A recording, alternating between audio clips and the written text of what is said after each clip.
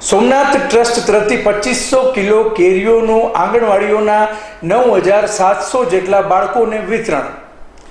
દેશના પ્રધાનમંત્રી શ્રી નરેન્દ્રભાઈ મોદીના આહ્વાન અને બાળકોના કુપોષણને દૂર કરવા અભિયાન ચલાવે છે શ્રી સોમનાથ ટ્રસ્ટ.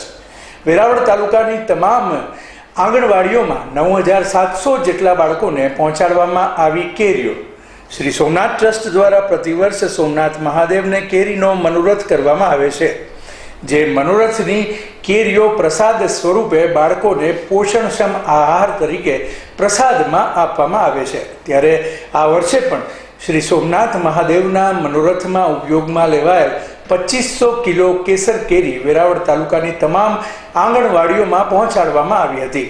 જ્યારે આંગણવાડીઓમાં નાના ભૂલકાઓ ઉત્સાહ સાથે મીઠી મધુરી કેસર કેરીની ચીર પોતાના મુખમાં મૂકી પર હાસ્ય સાથે કેરીનો આસ્વાદ માણી રહ્યા હતા, ત્યારે જાણે બાળકોમાં વસનારા ઈશ્વર માનવતાને પોતાના સહસ્ત્ર હસ્તે આશીર્વાદ આપી રહ્યા હોય તેવી તૃપ્તિની લાગણી દ્રશ્યમાન થઈ હતી.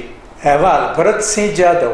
વેરાવળ ઘટક એક સિટીમાં 5299 બાળકોને, જ્યારે વેરાવળ ગ્રામ્યમાં 4288 બાળકો, અંદાજે 9580 જેવા બાળકોને સોમનાથ ટ્રસ્ટ તરફથી કેરી મળેલ છે.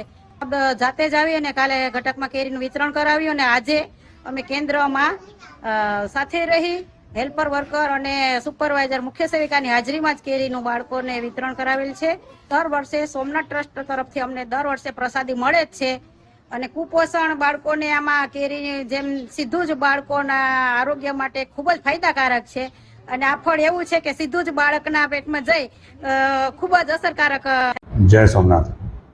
સોમનાથ ટ્રસ્ટ દ્વારા દર વર્ષે ભગવાન સોમનાથજીને કેરીનો મનોરથ કરી અને આ કેરી બાળકોને વિતરણ કરવામાં આવે છે. આ વર્ષે પણ ટ્રસ્ટ દ્વારા 2500 કિલો કેરીનો મનોરથ ભગવાન સોમનાથજીને કરવામાં આવ્યો હતો અને વેરાવળ તાલુકાની આંગણવાડીના બહેનો દ્વારા આ કેરી પ્રસાદી રૂપે 3 થી 6 વર્ષના આંગણવાડીના બાળકોને વિતરણ કરવામાં આવી હતી.